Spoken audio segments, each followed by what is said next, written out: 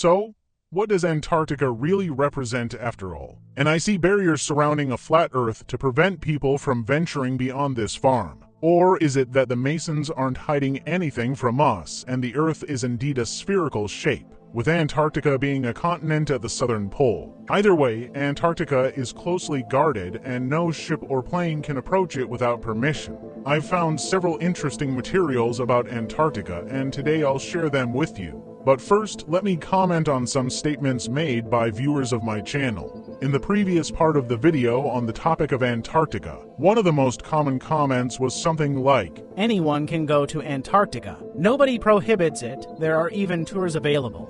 And so on in that vein. Every third person was leaving a link to a tour agency that actually organizes these tours. The prices are listed there. By the way, the prices are comparable to the cost of an apartment. Brief descriptions of entertainment programs are also provided, and it's purely entertainment. The most striking impressions are taking photos with penguins, observing leopard seals, and if lucky, seeing whales. Almost identical comments were flooding in.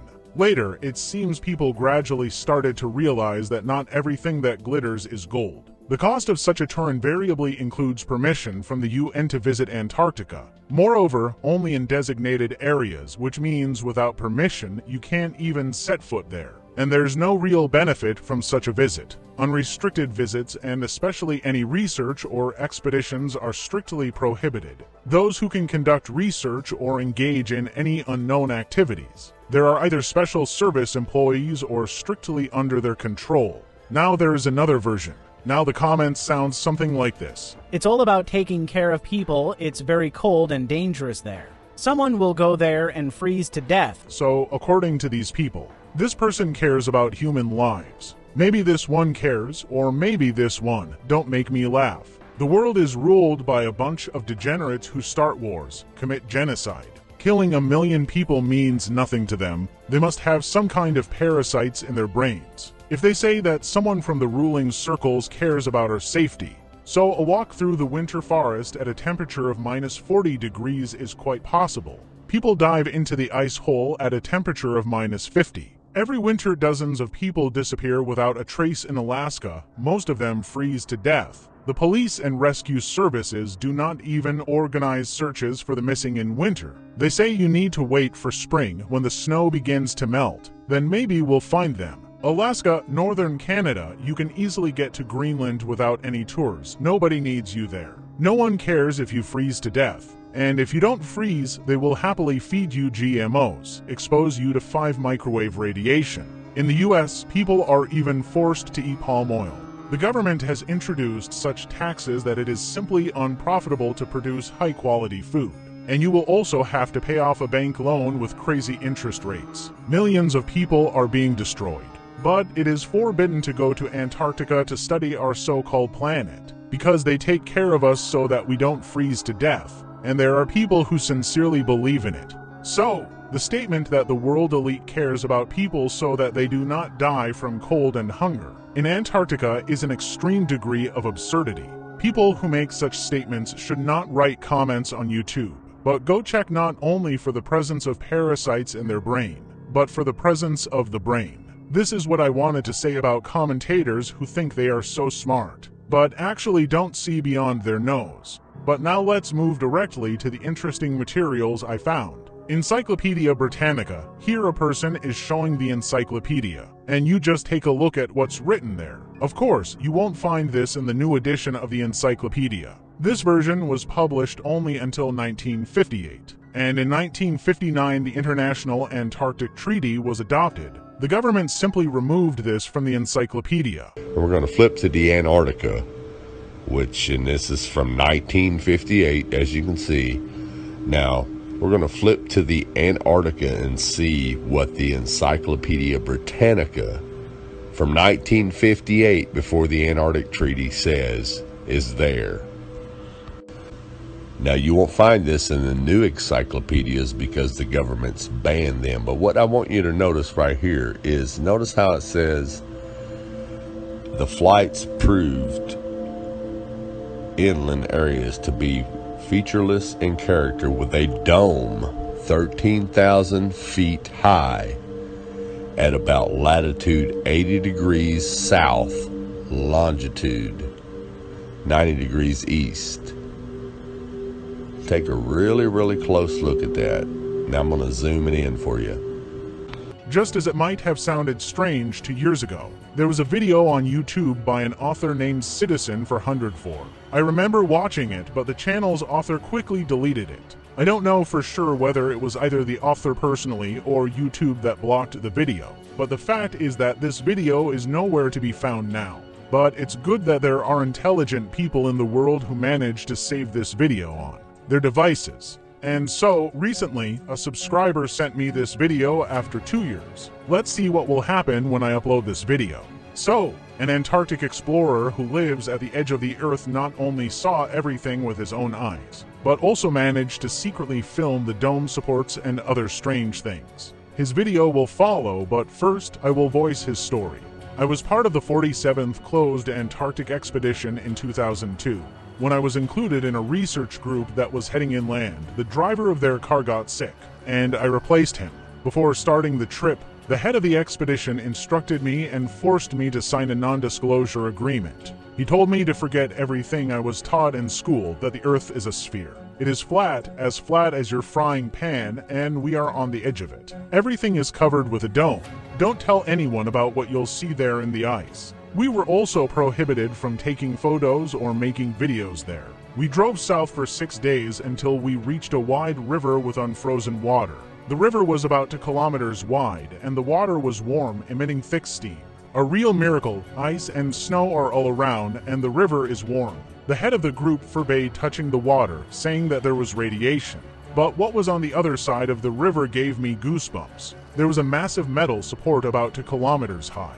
The leader said that such supports are installed around the Earth every 53 kilometers, supporting the dome. What dome? I asked. Watch carefully, he said. Indeed, if you look closely, you can see that the sky looks like glass or blue plastic. And from time to time, fireballs flew by, rapidly soaring up the surface of the dome. I pretended to go to the toilet and slid behind an ice floe. I started shooting on an old hidden mobile phone. However, the phone was old and the camera was bad. This is what I managed to capture.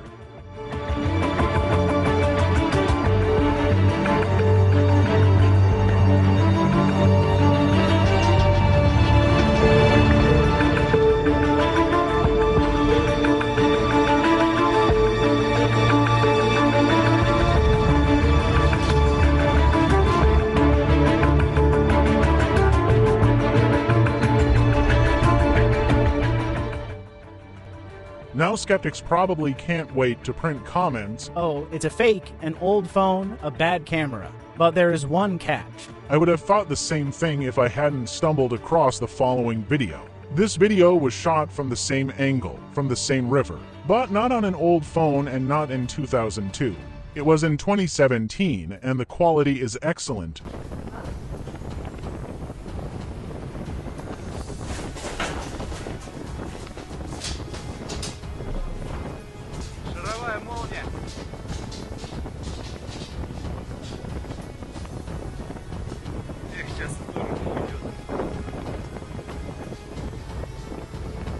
Two videos from different sources. Of course, they could all fantasize, but the most curious thing is that they all fantasize the same way. Doesn't that seem strange to you? But if you think that's all for today, then no. There is something else interesting. A former UN employee shared an incredible story from his life from 2013 to 2017. I worked in a closed group of the UN committee dealing with issues related to the use of Antarctic territories for research purposes with states that have signed the Antarctic Treaty, recognize it as a neutral territory, and have research stations on its territory. I was an ordinary assistant, but I had access to work with classified documents. Over these years, a multitude of intriguing documents has passed through me, the content of which I want to share with you.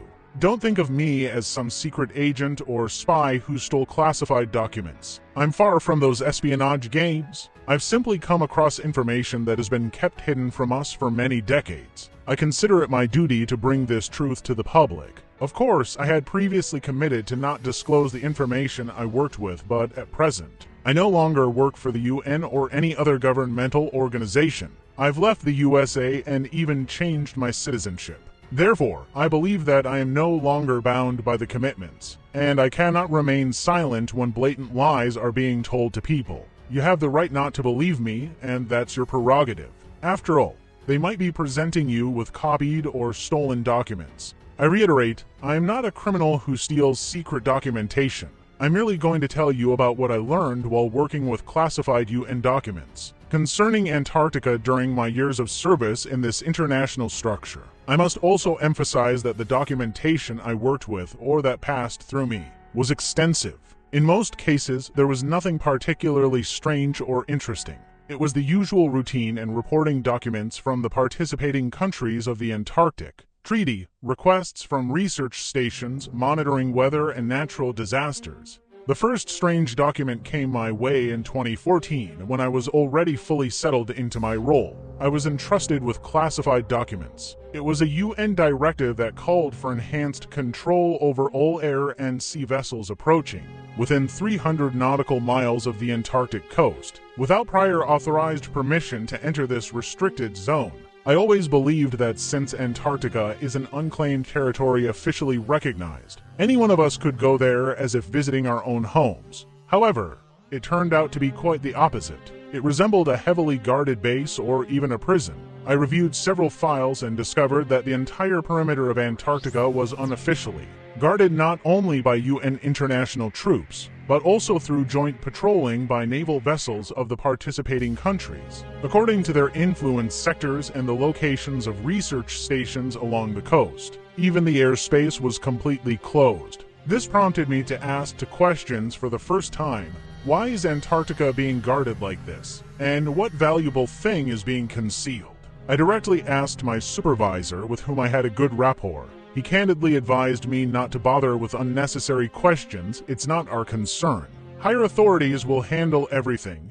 It's their headache, not ours. Our job is to process documents and direct them as needed. The second document that made me ponder was a list of heads of states and top government officials who planned to visit Antarctica at various times. I initially thought they were there to see ice-covered mountains or penguins, but then I compared the dates of their visits with the election dates of presidents and prime ministers in their respective countries. They aligned perfectly. It gave the impression that they were making pilgrimages or seeking permission from someone before elections. Top figures from the Vatican and other Christian denominations also enjoyed visiting Antarctica. Even that Russian leader, Patriarch Kirill, paid a visit. Were they delivering sermons to penguins? Probably not. It seems they were also visiting someone whom asked that question of Hitler. After all, the Nazis also went there, presumably to negotiate with someone about something during World War II.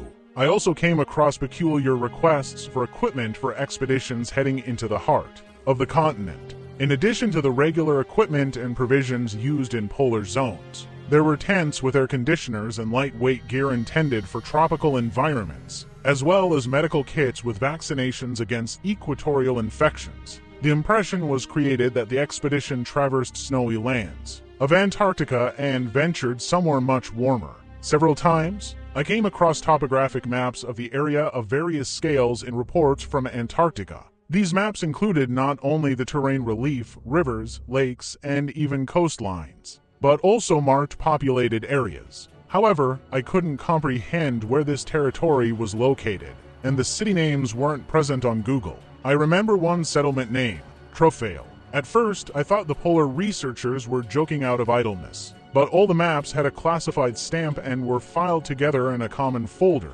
It was intriguing to consider where these lands were situated, I asked myself, and I still don't have answers to that. You might think that the man is talking nonsense, making things up. I would have thought the same in your place. However, I held those documents in my hands, and now I have to live with that knowledge. Someday, I believe, all of this will be revealed, and we will learn the truth. They can't hide it from us forever. Already now, I see many leaks of information about Antarctica. Some say Antarctica is a ring, the edge around the flat Earth, while others claim that beyond it, there are other lands. Whether it's true or not, I don't know.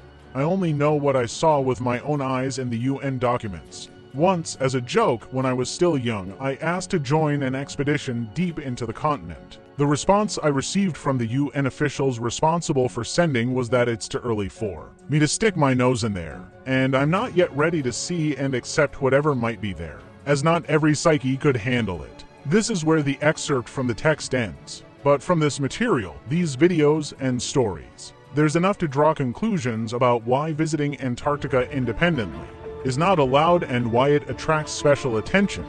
If you liked this video, put your finger up and share it with your friends. And don't forget to subscribe to my channel so as not to miss new interesting videos. Bye.